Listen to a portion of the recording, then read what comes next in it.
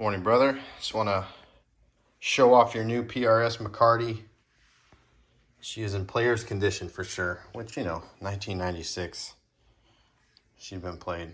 What a fantastic guitar, though. She's got a few bumps on the front, a little bit of worming right there. This guy must have had a heavy pick. A few bumps on the back. Definitely got some of that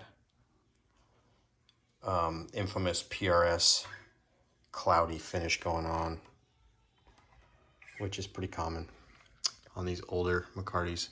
The back of the neck has been sanded down. Like I said, I just think that's grain. Definitely got a blemish right there.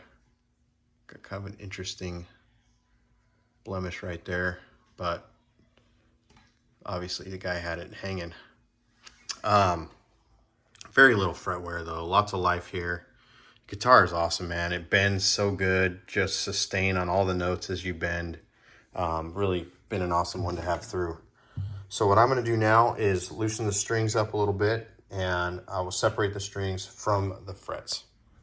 All right, she is loaded up. Also added a little bit of extra support for the headstock, but this is a molded deluxe case, so I know she's gonna be nice and safe. Just wanna show off the case that all your latches work perfectly. Few minor signs of wear. All right, what I'm gonna do now is wrap her up completely in bubble wrap. All right, she's wrapped up nice and tight.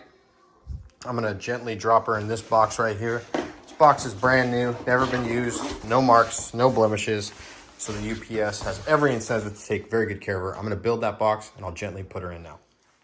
All right, she fits with lots of room to spare, and she's bouncing around in here. So I'm gonna pack her in nice and tight all the way around, all the way to the top, and then I will button her up and put a label on.